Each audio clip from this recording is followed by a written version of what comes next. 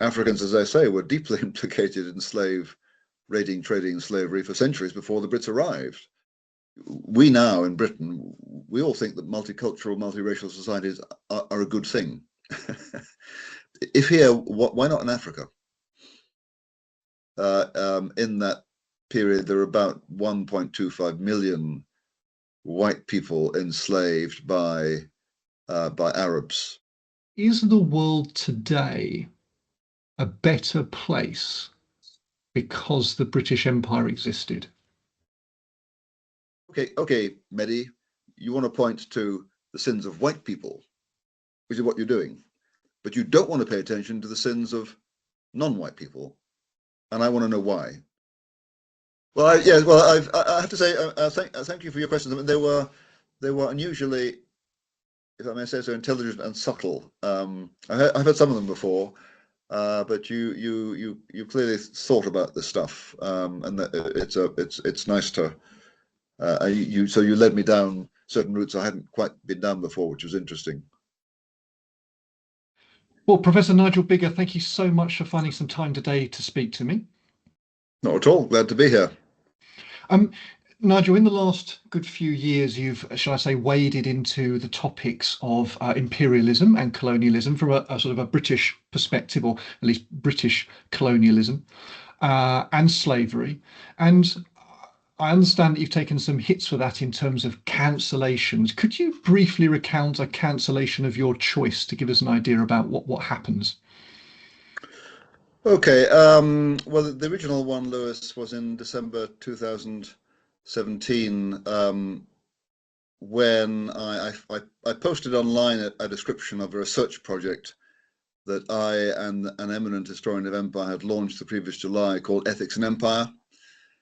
And this was designed to look at ancient empire to the modern period and consider how did people in the past view the empires of their day? Did they see them the way we see them, namely as bad things, or did they not? And if not, why not?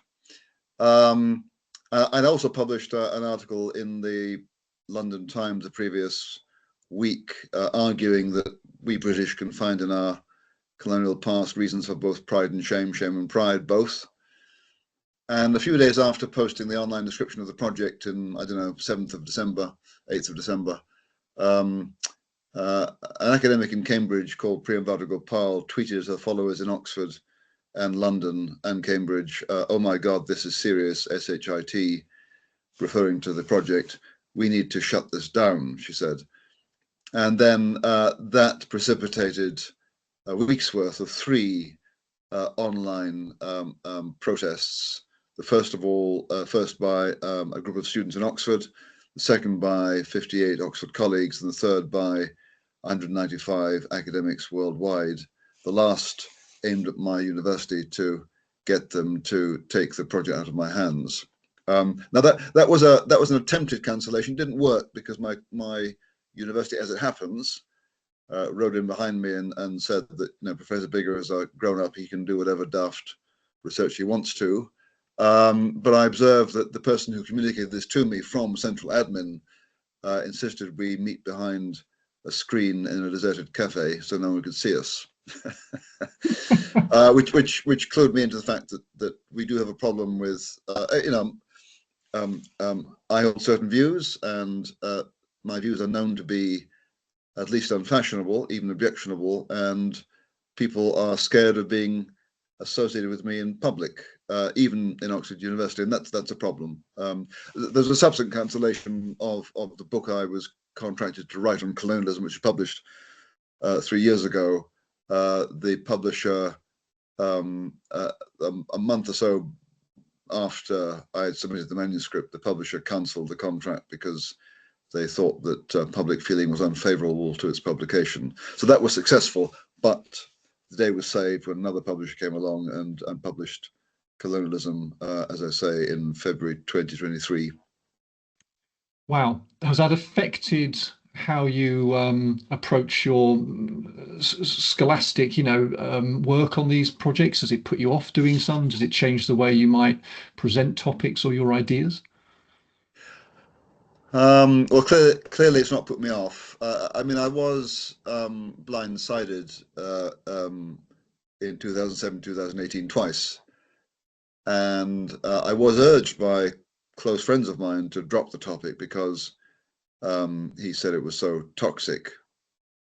But I really felt it was important to say what I believed to be true, because I thought that the story being put out about the British Empire and British colonialism wasn't only really distorted because it was imbalanced, but it was being used for political purposes that I regarded as damaging. I'm in fact an Anglo-Scot. I'm both English and Scottish, and in the referendum on Scottish independence 12 years ago, I was a natural opponent of Scottish separatism. I wanted the UK to stay united, but I noticed that some nationalists were using the argument that Britain equals empire equals evil as a justification for Scottish separation. And I knew, having read imperial history for 20 years, that the equation empire equals not sustainable. But the thing is, Lewis, that story was being used for the purpose of destroying the UK. and that's why I thought this is really, at the time I wasn't entirely confident I was right, but I thought I was right enough. I thought it was really important for me to keep on saying what I was saying. And the longer time has passed, the more time has passed, the more convinced I am both that what I have to say is true, and it's important to keep saying it. Okay, well, let's talk about some of that. So this is based around British Empire, which involves empire, colonialism, and slavery. Can you briefly, just very briefly, set the scene? How did British Empire start? So the first thing to take on board, Lewis, is the British Empire was not a project. No one woke up one sunny day in London and thought, "Oh, goody, let's go conquer the world. That would be fun." Like most long-term human endeavors, it happened in an ad hoc way, responding to different threats and opportunities. And so there was no single motive, no single reason. The very beginnings of English empire take us back to the 1550s, when little Protestant England is under threat from big imperial Spain. So Spain was the big power in Europe at the time, and England was threatened by it because Spain was Catholic, England was Protestant, and Spain was quite keen to replace England's queen with a Catholic queen. And part of England's struggle against Spain is it sends out ships captained by people like Francis Drake to the Americas, and they set up naval bases on the coast of the eastern seaboard of what's now North America, in order to attack Spanish shipping. So an irony here is the beginnings of English and then British Empire were anti-imperial. Now there's also, the other motive was, the English had heard tales of piles of gold lying around in North America and the Americas, and they were quite keen to get their hands on it. So there was a kind of a personal financial motive, but that doesn't differ from the personal financial motives of hundreds of thousands of Chinese who ended up going to Australia and Malaya and California in the 19th century to mine gold. There's no problem with financial motives. I think we can tick that one off. That's fine. Yeah. That's fine. Okay.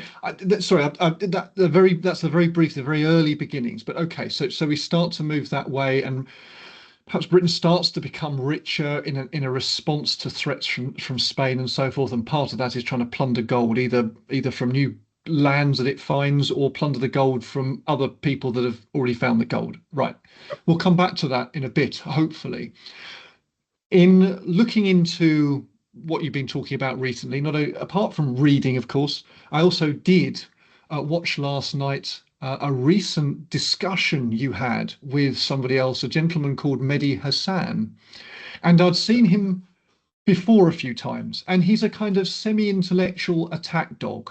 And by the way, I mean semi-intellectual, fully intellectual, maybe. I don't mean that as a slight, but I mean he's a smart guy who does his research, who's quick-witted, but he's rumbustious. He doesn't take any prisoners, and he's quite pugilistic. And it appears to me that his audience, whether these are his views or not, I don't know. They could be, they could not be. That doesn't matter. But he's representing an audience who are anti-colonialism, certainly anti-white colonialism to some degree, and likes to hear, I think, that Western hegemony, is being taken down and can be criticised and isn't all that. And that is fine. So it just intrigued me. This is a slightly off the wall question, Nigel, but obviously, you've been around, you're experienced, you've traveled, you've written the books, you've done all of this. I just wonder, though, how you felt before, during, and after that particular debate, because it was, you were going into a hostile environment, not just with Mehdi, but with the majority, I think, of the audience who would have been there in part because Mehdi was there. Yeah. So Lois, you described it as a discussion. It didn't feel like a discussion to me. I mean, in retrospect, I was a bit naive. I felt the need to take a risk because I do feel the need to address people who don't agree with me, and I knew that would be a place to do that. What I didn't quite understand was that Mehdi wasn't just my interviewer; he was the prosecutor, he was the referee, and he's the crowd pleaser. So often I was in the process of answering a question, he cut me off. So he had control of the process. I didn't. So I felt the playing field was not fair, and it was aggressive. And I'm not. I don't consider myself to be a particularly effective debater. Partly because I'm actually quite cautious and I'm actually quite qualified. I often say yes, but, or yes, and Mehdi doesn't work in those ways. He has very definite black and white views and is aggressive with them. So I felt, I've been through something similar before, and I think I kept my cool, but it wasn't a pleasant experience, and frankly, I wouldn't repeat it. 2 weeks ago, I flew to Qatar to take part in a Doha debate, part of which will go up on Al Jazeera, and Mehdi's head-to-head show is an Al Jazeera program. But the difference in Doha was that there were 4 of us around the table. There was a moderator to control the conversation, and we had a 2.5-hour conversation with no audience present, and that was an adult affair. Mehdi's thing was a bit of a kind of gladiatorial spectacle, and I felt like a Christian being eaten by lions. But I hope nevertheless that some truths got through that people hadn't heard before. Yeah, no, I've no doubt. I mean, it's not for me to judge, but I thought you did very well. I think I could see that you kind of adapted partway through, that you needed to push back a little harder because of his style, and that's a good thing. Yep. And I did notice that he cut you off. He also has a difficult job. He's got a limited time frame. He's the prosecutor, he's the host, he's also dealing with questions. He's dealing with several panelists down on the side. Yes. There. At least one of them was on your side. It must have been nice to have had Professor Goldman there. Yes. Yes, it must have been emotionally quite nice. And obviously he knows his stuff.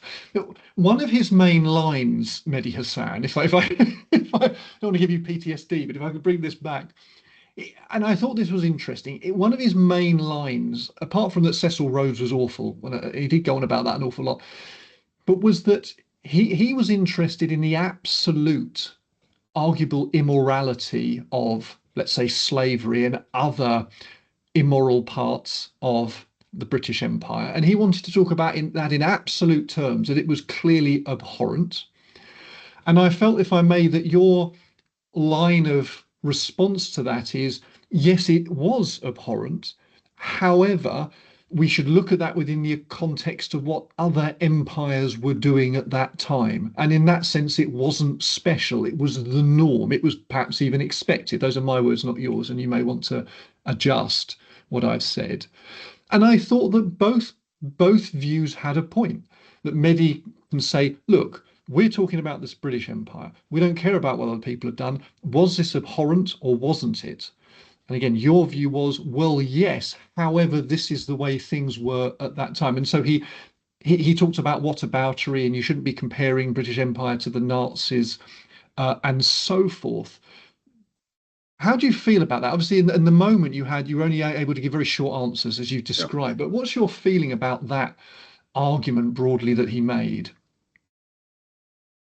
I think three things, Lewis. First of all, we in Britain, we regard slavery as absolutely abhorrent. We have to take on board the fact that in the past, slavery was practiced by people of every skin color on every continent in different forms. It was very common. It was so common that even when slaves in the ancient world or in Jamaica or in the American South, when they got their freedom, they often kept slaves of their own. So common was it. So when we're judging the past, we've got to get out of our own shoes and realize that for some reason, people in the past saw these things very differently, and we need to inquire why. Is it just because we're enlightened and they were stupid or wicked? But there are an awful lot of stupid, wicked people in the past. So we need to exercise a bit of curiosity about the difference of the past. And also to exercise a bit of humility, because the moral view we now have of slavery is one that began to come to the fore in the late 1700s. And we assume now what our ancestors had to learn then. So our enlightenment didn't drop from heaven, it was learnt, and we've inherited it. So we're the beneficiaries of lessons other people had to learn. So that's one set of things I'd say about how we view the past. And secondly, yes, the behavior of some British people toward enslaved Africans was brutal and inhumane. And let's be clear, we're talking about some people. Lots of Britons then and their descendants now had nothing at all to do with it. But that was abhorrent. But then, and this is the whataboutery. Africans and Arabs and other peoples were involved in slavery that was equally abhorrent all around the world. So the question arises: okay, Mehdi, you want to point to the sins of white people, which is what you're doing, but you don't want to pay attention to the sins of non-white people. And I want to know why, because right now it looks unfair, and actually it looks racist. Your attention to white people only and their sins. So I want to say, yes, it was abhorrent, but lamentably it wasn't unusual. And lots of other peoples with different skin colors were involved in it as well. And that's the second thing I say. The third thing I say is, when you look at the past, there are all manner of practices we regard as absolutely awful. I mean, just think about the different ways in which in the past we used to execute people. Absolutely horrific, or imprison people. The past was full of stuff we just find abhorrent. And we can wag our finger at it, but it really, apart from making us feel self-righteous, it doesn't really achieve anything. And yeah, we need to set it in context, I think. And I think the issue there is a matter of fairness. I mean, why pick out the Brits? Well, indeed. I mean, Mehdi would say, well, we're here to talk about that because that's what you write about. But the counter to that would be, okay, Mehdi, that's fine. But when are you having the debate with someone who's written a book on Arab slavery, or Yep. slavery of Northern Europeans by Vikings or whatever it was? So there we are. Another point he made, so I'm not obsessing about this, but I think it was a very interesting debate. Another point he made, which I thought he was quite a weak one, actually, but you didn't have the chance really to counter it, if I may. One of the points you make broadly, and again, obviously you can flesh this out or even just disagree with me. One of the key points that you make very broadly is that, yes, the British Empire did lots of abhorrent things, right? Yes, we need to put that into context, but it also did lots of amazing things. Frankly, you don't need a context for some of these things. For example, the abolition of slavery, and then on top of that, then an attempt to police large tracts of the world's oceans to stop other countries carrying on with slavery. Now, during that period, as I understand it, not only did the British, or let's say the British government, spend a huge amount of money and divert a large percentage, relatively large percentage of its naval power solely towards policing the oceans based on this new moral kind of compass. But also, of course, men, maybe some women, but men anyway, would have lost their lives engaging with pirate ships and so forth. And Mehdi's point was, well, hang on a minute, you're talking probably thousands, maybe tens of thousands of British, Navy personnel and so forth. What about them versus the millions of people who were enslaved? So the numbers don't kind of add up. But of course, this isn't a direct game of numbers of people who got enslaved and killed versus sailors who got killed in an attempt to counter that. And it must be very difficult to quantify. Forgive me, I don't know if you've attempted to do this. It may be a fool's errand to try, but it must be very difficult to quantify the number of people who not only were freed from slavery, but who never went into slavery because, you know, the boats and the systems were knocked out and so therefore couldn't continue on the practice. Yes. Do you have any thoughts on that? Yeah, that's a very good point.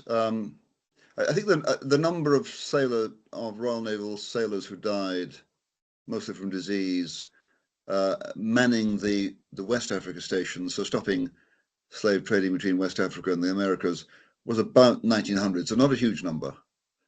There were other Brits in Africa who perished, among other things, trying to combat slave trading. And one's got to take the global, the worldwide nature of British slavery suppression into account. So we're talking really about the suppression of slavery from Brazil across Africa, India, Malaysia, Australia, New Zealand, and up to the northwest coast of North America. So trying to quantify the number of slaves emancipated and the number of people saved from being enslaved in the first place is probably impossible. So that's one point. And just in terms of numbers, again, I want to put British involvement in context. So it's reckoned that about 12.75 million Africans were enslaved and crossed the Atlantic to the Americas, of which I think the British transported about 3.25 million. It's also reckoned that something like 12.5 million Africans were transported as slaves from East Africa across the Indian Ocean to Asia or the Middle East, and another 9.3 million transported across the Sahara into the Mediterranean. Okay, so I mean, these none of this says that what the Brits did was good.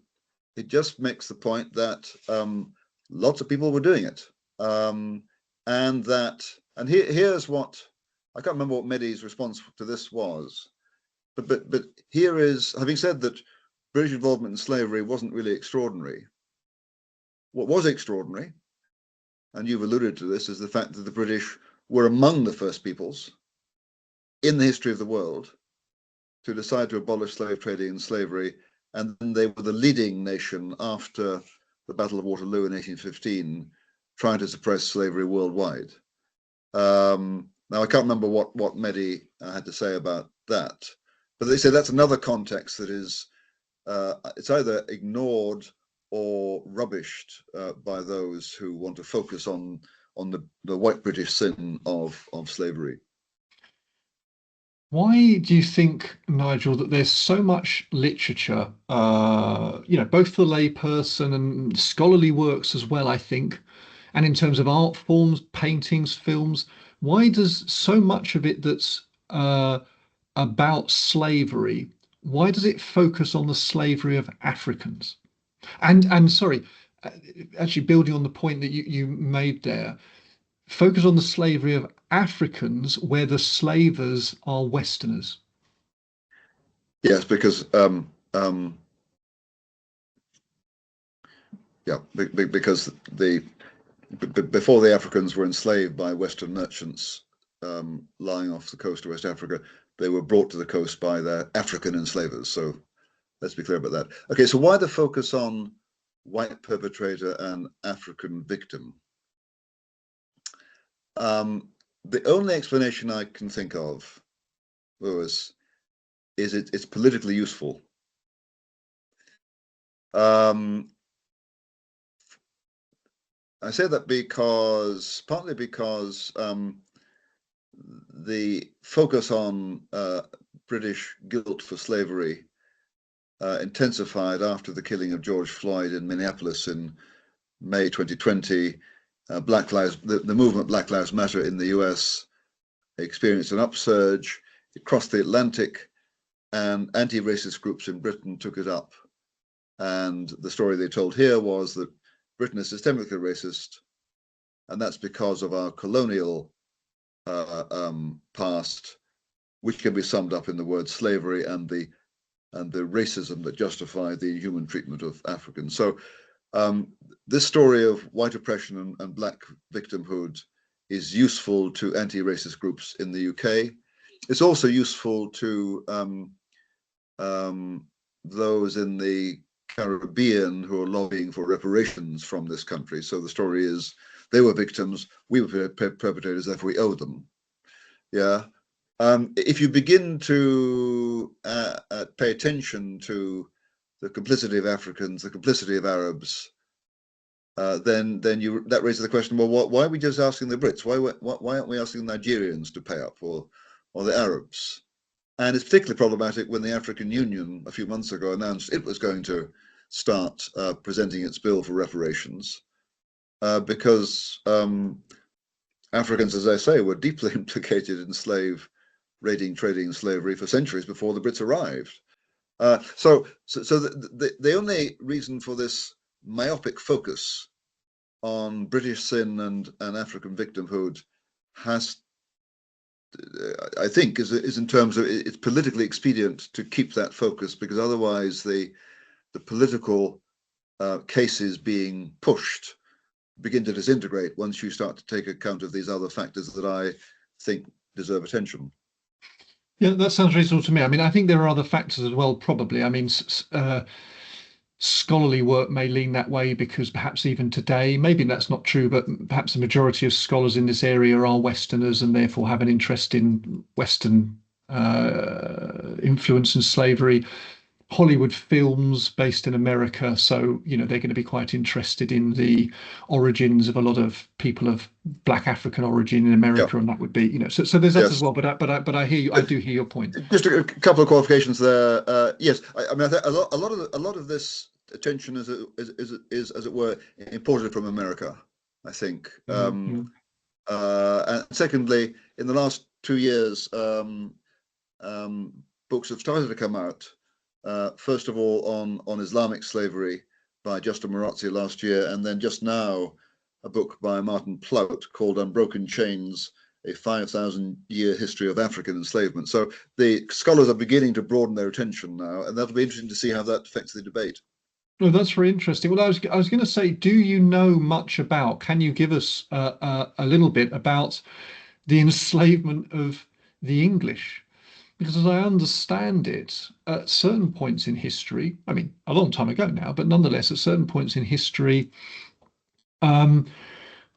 slavers from North Africa, I think in the main, would sometimes get as far north as the English south coast, the Irish south coast, maybe further round as well, and pretty much nab whole villages off of the coast and off with them back to North Africa. This isn't something we hear much about. Yes, the numbers will have been much smaller than enslavement of, well, I was going to say Africans 1700 to 1800, because it's been going on a lot longer than that and still does to some degree. But nonetheless, it is glaringly missed. And I wondered if you had anything you could enlighten us and our listeners about the enslavement of the English. Yes, and it goes back even further than that. I mean, in the I guess the 9th, 10th centuries, Bristol was already a major slave trading port, because Vikings were buying slaves. The Vikings from Scandinavia, they had a base in Dublin, what's now Dublin in Ireland, and they were trading slaves across the Irish Sea, transporting slaves up to Scandinavia, down the Volga, into the Black Sea, and there were lots of white slaves from Europe and from England and Ireland who found themselves in the Arab world. And then, yes, there were raids by Arab slave raiders on the coast of County Cork in Ireland and the coast of carrying off whole villages of people into slavery. And in the Mediterranean, lots of people were caught by Arabs and enslaved. And to be fair, it was vice versa. Lots of Arabs were caught by Venetians and enslaved. I think it's reckoned in that period there were about 1.25 million white people enslaved by Arabs. And the author of Don Quixote, Miguel Cervantes, spent time as a galley slave of Arabs, and a fellow prisoner of his wrote an account of his imprisonment, and it wasn't pleasant. Going back to British Empire, slavery, other aspects of British Empire which are negative. We've already touched on issues of morality and whether we can really judge the morals of the British Empire by modern standards. I think something that often catches us out can be that we assume that if we were living then, we would have the morals that we have today. But actually, that's very unlikely. And I think that's hard for us to digest, hard for us to think that we are more likely, maybe not definitely, but more likely to have had broadly the morals that we saw on display then. Having said that, who knows how many people living in, for example, England in 1750 secretly thought that slavery was a terrible thing, but weren't in a position of power to do anything about it. I mean, actually, we don't know that, to be fair, I suppose. But not just is there this issue of morals today versus moral then, but because the British Empire was present for an extended period of time, and arguably several centuries, is there an argument to say that we should consider the level of morality of the British Empire to have changed over time? So, for example, to put it simply, maybe it was more moral later on than it was earlier on. Can we say, it was in some ways beyond the pale in the 1700s, 1600s, but maybe, let's say, by 1850 through to 1950, actually it was morally quite an impressive institution? Yeah, I think we can say that. The movement to abolish slavery was the first instance of a growing humanitarian sentiment. And it was a very popular movement because lots of people Parliament to abolish the slave trade. And then after abolition of slavery in 1834, the British turned their attention to the plight of Aboriginal peoples, particularly in Australia, which had come to their attention because settlers in Australia had started to clash with Aboriginal peoples. They also inadvertently carried disease which devastated them. And in the 1840s, I think, or maybe it was 1837, a Society for the Protection of Aboriginal Peoples was set up in London.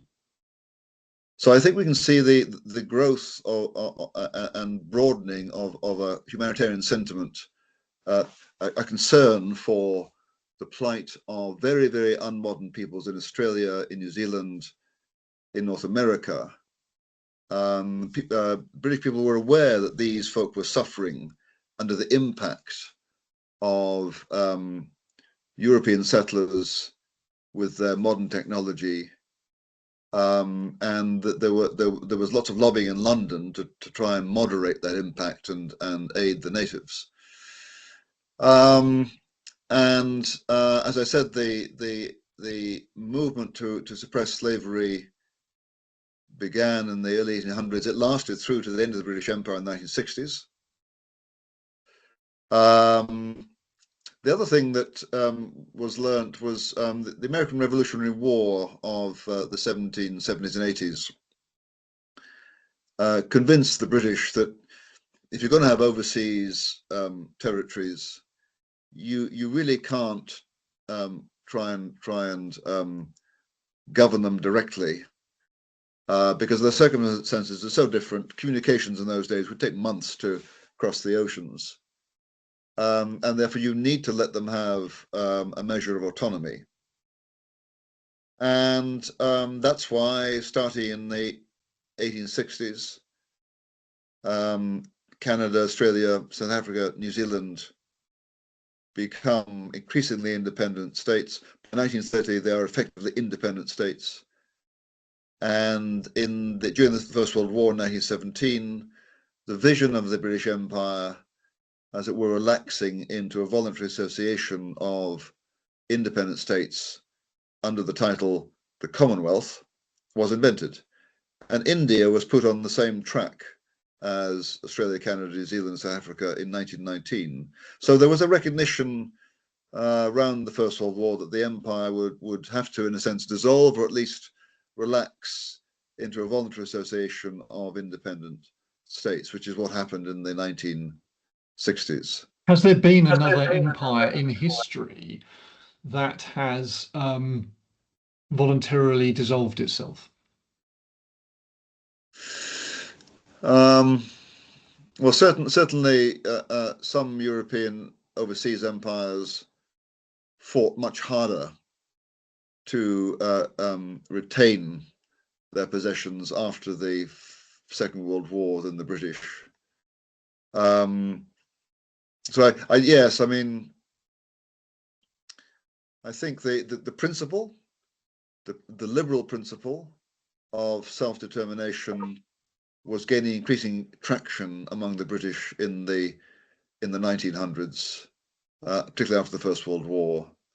The same was happening in France. Not so sure about Holland or Portugal. But here's one point, Lewis. I mean, Europe was susceptible of liberal ideas.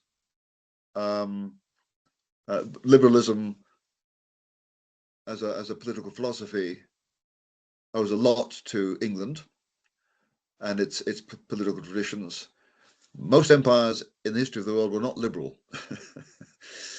So that may be something that was distinctively a distinctive characteristic of English and British Empire, that there was a strong liberal strand that sometimes came into conflict with imperial ambitions, but in the end tamed them. Here's a question. If you today had to live under an empire of the past, I'm not sure there is particularly, well, there are ones present now, I suppose, just about, but anyway, an empire of the past, if you had to choose one, and it was for you and your family, which one would you choose? Well, I'm biased, aren't I? There are two answers I'll give. One is I would probably choose the British Empire. Why do I say that apart from chauvinism? Well, in the 1950s and early 60s, several million, we don't know how many million, Chinese left the mainland of China and voluntarily entered the British colony of Hong Kong. Why? Well, on the mainland of China, you had anarchy and war and the threat of communism. The British colony of Hong Kong, you had the rule of law, you had political stability. You didn't have mass democracy. But as far as many Chinese were concerned, the non-democratic but law-bound colony of Hong Kong was preferable. And I think you could argue the same in many other parts of the world. So yes, of all the empires I'm aware of, I probably have chosen the British in the same way that millions of Chinese chose it. The one qualification I make is to say that whereas the British Empire could not have existed without large-scale buy-in from Africans and Indians and others, simply because the numbers of Brits were so small. In 1900, in India, there were 300 million Indians and 165,000 Brits all told. Without widespread buy-in from Indians, the empire couldn't possibly have functioned, and the same would go for Africa. And therefore, yes, Africans to some extent, Indians to a greater extent, were involved in governing themselves, but the Brits tended to stay at the top. They remained in control at the top, and until very late, were not great at bringing Indians and Africans up to the top of government. The Romans were better, apparently. So in that respect, you know, if you were an ambitious, if you were an ambitious colonial subject, maybe Rome would have been better. On the other hand, Rome was not so good. You know, Rome was big into slavery all through its existence, so maybe that wasn't so good. Well, yes, and no attempt at welfare. I presume you would accept caveats such as certain times and places. So, for example, one wouldn't have wanted to be under the yoke of the British Empire at certain points in Ireland or Malaysia, or maybe to be black or a certain ethnic origin in South Africa. Whereas I understand, is this right? There were arguable concentration camps at during certain periods of empire. Oh, okay. So just to concede your first point, yes, there were times and places where being a subject of the British Empire was not a happy place to be. That's granted. As for South Africa, yes or no. Concentration camps during a war, the war between the British and the Dutch Afrikaners. The concentration camps had nothing in common morally with the Nazi death camps. These were designed to remove civilian populations from the countryside, partly to rob Afrikaner guerrillas of support, partly to protect Afrikaner families who didn't support the guerrillas from persecution. So these were temporary military measures. The camps were badly planned, badly provisioned, disease spread, tens of thousands died. White people and black, wasn't just black. So that was deplorable. It came to the attention of London, and London, when it understood what was going on, insisted on reforms which reduced the mortality rate considerably over a period of months. It's complicated, but most black Africans supported the British against the Afrikaners, partly because the constitution of the Transvaal, which is one of the two Afrikaner republics, was explicitly racist, explicitly denied the human equality of black people.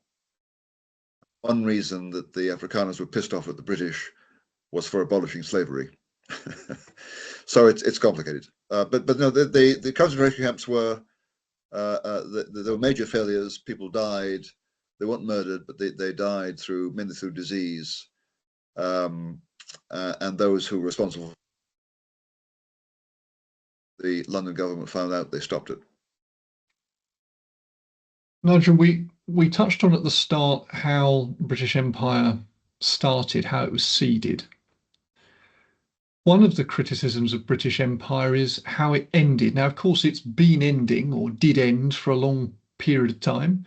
One might argue it's going to end a little bit more once the Chagos Islands are given away. But anyway, that's a story for another day. But Some people feel it ended in 1997 with the secession of Hong Kong, etc. But as you pointed out, probably 90% of what was left of the British Empire went through the 60s, maybe into the early 70s, sort of various African territories, if I can use that word.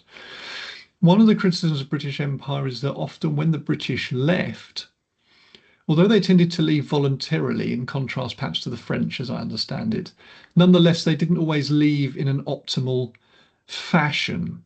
And in Africa, for example, in many countries, there was great pressure, I think, in the 1960s for the Brits to get out. And maybe they yielded to that pressure a little bit too quickly. Moreover, when you look on a map and you see, different countries in Africa and other places too, often there are suspiciously straight lines. And these are often because colonial powers, not only the British, but drew up these lines, between a few people leaning over a map, whatever. Has the rapid removal of British Empire from those countries, let alone what happened before, but there were pros and cons, but also the drawing up of these somewhat arbitrary territories, has that caused irreparable, or at the very least very long-term damage to many countries, because it's forced together populations and half populations of groups of people who previously weren't friendly to each other and are really struggling now to get along as a unified nation, and that scuppers development, progress, happiness? Yeah, great questions. First, let's be clear, even before the British drew boundaries that pushed people together who didn't like each other, the Africans who didn't like each other were busy fighting each other anyway, first thing. Secondly, I guess this is a bit of a debating point, really. We now in Britain, we all think that multicultural, multiracial societies are a good thing. If here, why not in Africa? So what's wrong with putting Kikuyu and other peoples together in Kenya? Well, I'll tell you what's wrong.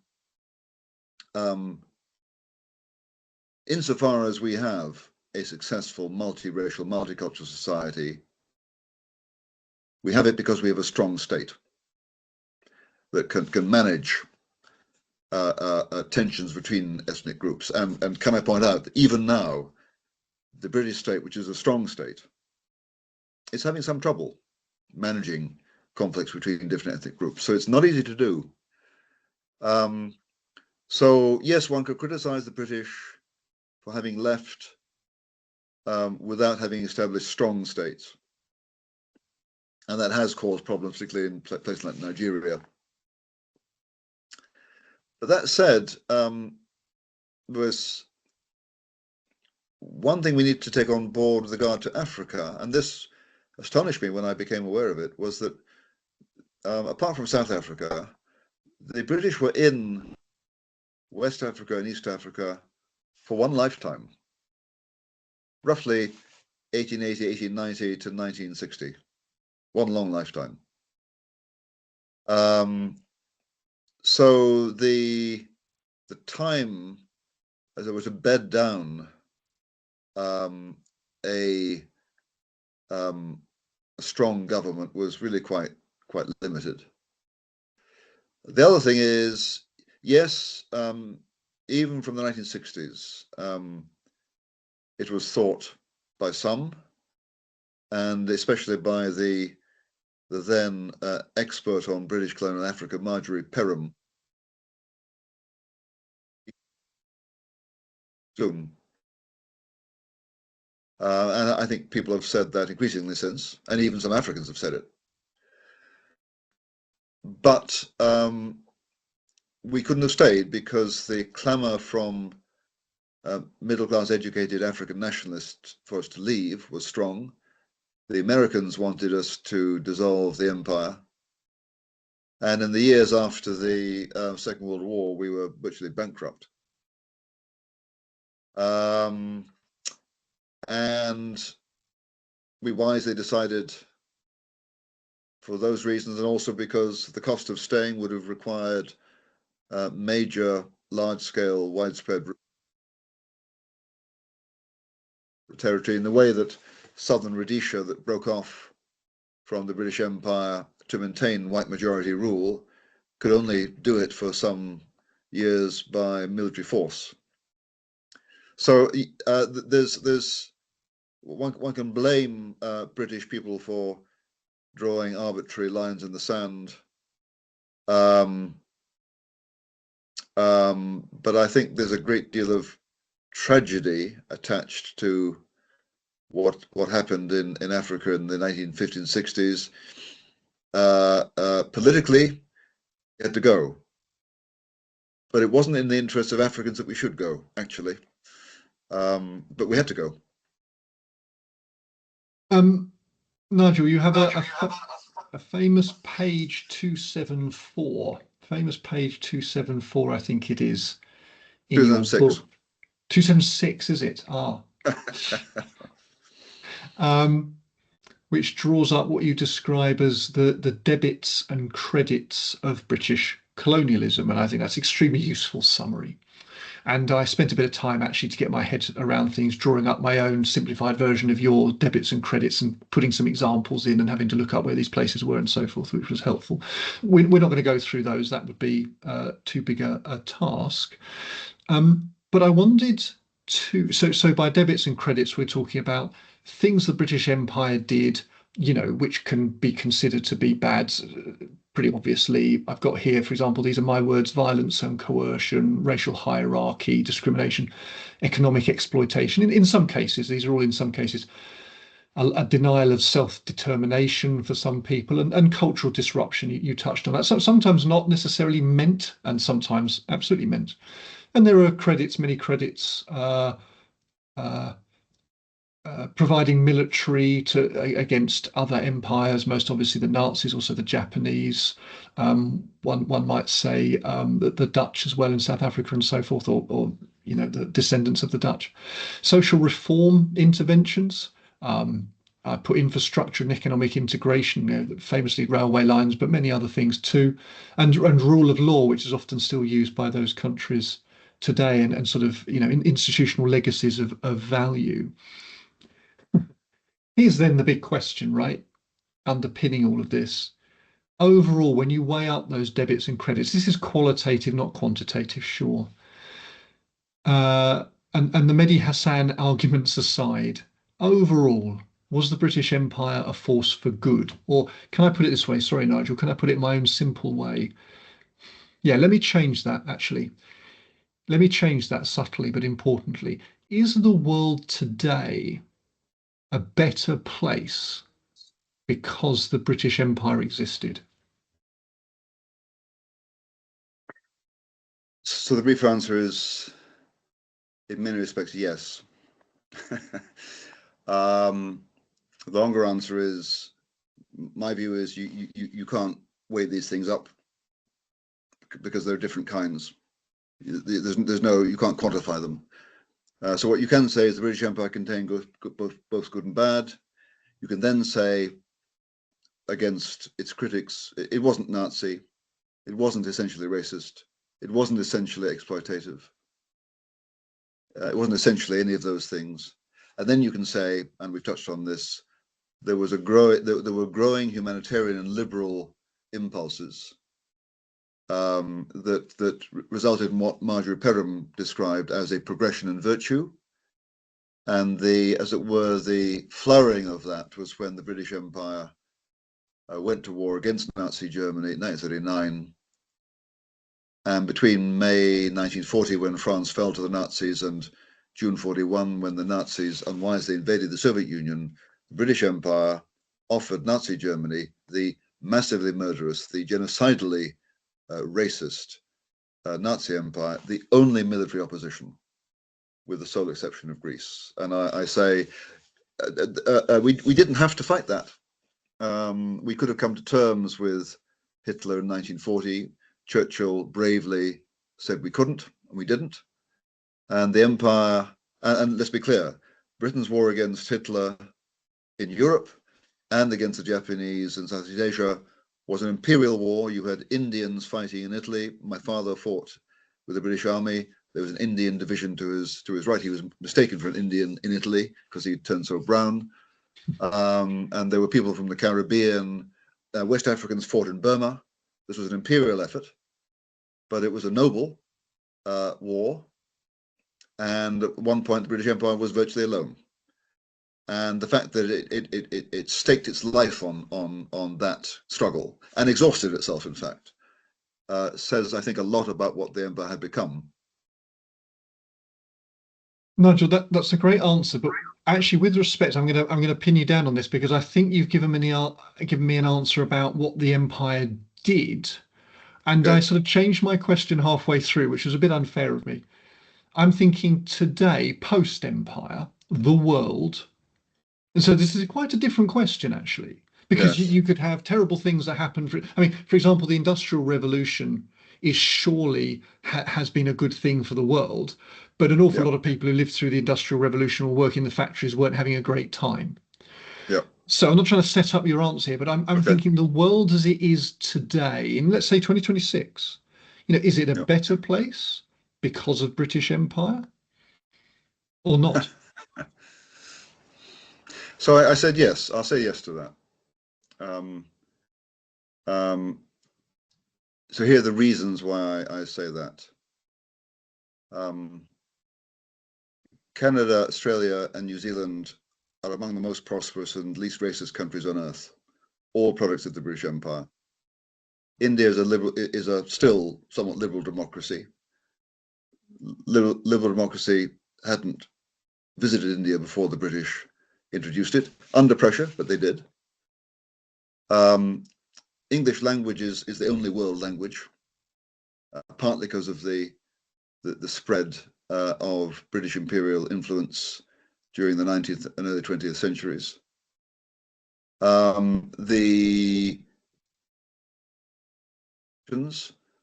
were inspired to some extent by the British Empire, by a worldwide multinational political unit.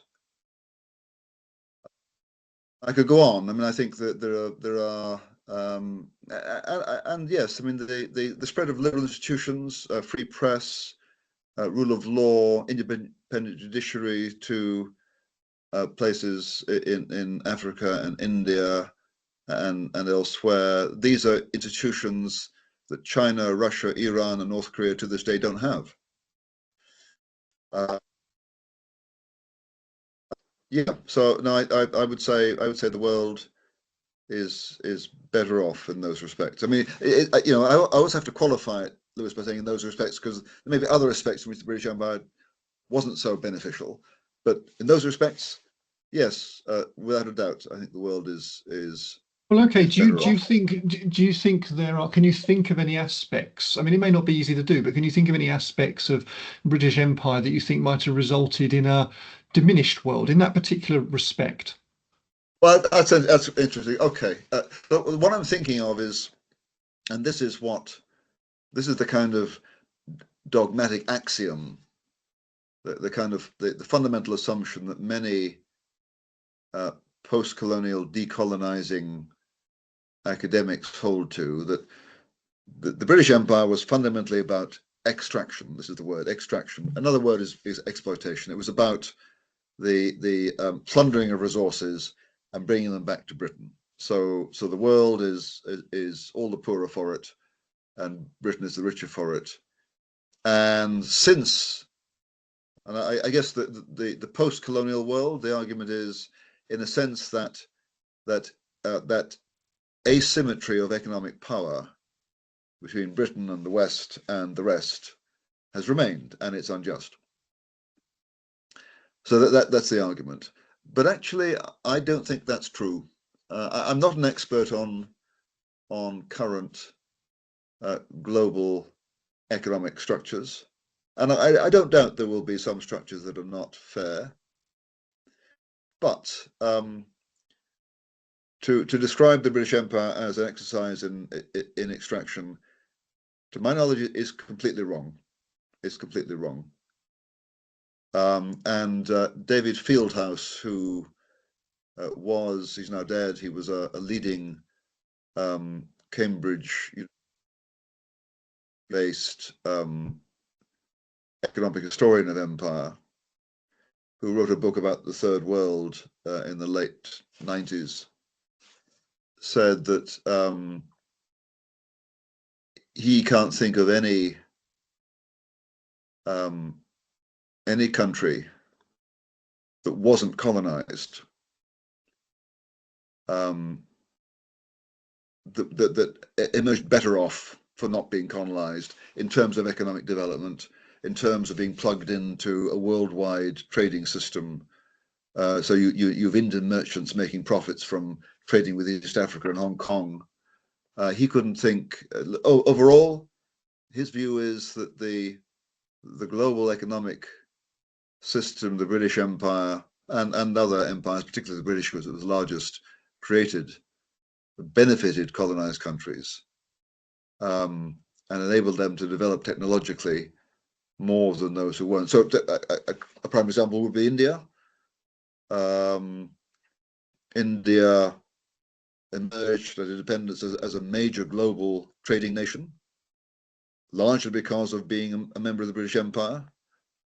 It had by 1914 it was the fourth largest producer of manufactured cotton in the world. It was the largest producer of steel by 1935 outside North America, Europe, and Japan, way ahead of China, which wasn't colonized. So, okay, I withdraw my qualification. Unless you take that Marxist view of the present global economy being unjustly structured by the vestiges of colonial exploitation, and I don't take that view, then I think you could say, actually, even economically, the world speaking is better off for the British Empire. Final thought, and it's on this topic. Maybe I've got my history or the details a little bit wrong, but I guess I imagine that the now USA was at one time part of empire, or at least part of it was. And in a simplistic way, one can consider the US, or North America, if you like, to be the kind of adolescent child of Britain. It has many cultural similarities, also some quite large cultural differences, which people don't always appreciate when they try and import what's going on in America to Britain. But nonetheless, there are clearly very close links. If we were to imagine a world today that did not have the US, I think it would probably be a very grisly world, because the great powers of the world, aside from the US, they are lesser powers, but they would be the great powers if the US weren't there, are often malign. And if you look at the way they treat their own citizens, it gives you a hint about how they would treat other nations' citizens if they had even more of an opportunity than they do. We get used to, and indeed America gripes that European powers get used to America still having a hegemony that enables them to sort of keep the enemies at bay. We'll see if that continues. But could we argue that British Empire, which at least seeded what is now there in the US, has been absolutely vital, because at present we have one superpower, which is a benign Western liberal power, and without it, yes, we'd probably all be in a lot of trouble. That's a good point, Lewis. And that remains true, notwithstanding the antics of President Trump.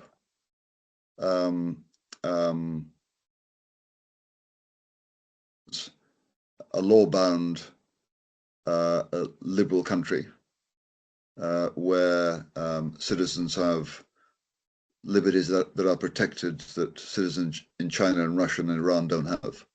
So I still think America is a liberal power. And although America broke off from Britain in the 1780s, it was very basically shaped by British political traditions and culture. So yes, it is one of the fruits of British Empire. And as we know, it's been enormously prosperous and powerful. And although America has always pursued its own interests, and although it exploited our weakness in the Second World War to gain strategic and commercial advantage, nevertheless, without America, we might have survived, but we wouldn't have been able to beat back fascism in Europe. And without America, I mean, the Soviet war machine was largely supplied by America. Without America, it's not clear at all that Nazi Germany would have been dislodged. And without America facing down the Soviet Union, it's not at all clear that Europe wouldn't have become dominated by Stalinist communism, which was, in terms of lives lost, was quite as bad as Nazism. So yes, I think the British Empire can take credit for at least the origins and the liberal political temper of America, where executive power, even the executive power of President Trump, is curbed by law. I mean, the founding fathers were Englishmen, effectively. Yeah, of course. Yeah, of course they were, and drank deeply at the springs of English liberal political philosophy. John Locke, not the least. On that positive note for Empire, we must leave it, and I want you to get on with the rest of your day. Thank you so much. Where can people find more Nigel? Well, they can find me in print in my book Colonialism: A Moral Reckoning, out in paperback 2024. My book on reparations, slavery, and the tyranny of imaginary guilt is in hardback at the moment. Came out in September. My latest book, The New Dark Age: Why Liberals Must Win the Culture Wars, came out today. Oh, congratulations. And then you can, if you Google me, you'll find lots of podcasts and videos and whatever. So enjoy. Well, I have, and many others will who haven't already. Nigel, thank you so much again for your time today. Not at all. My pleasure, Lewis.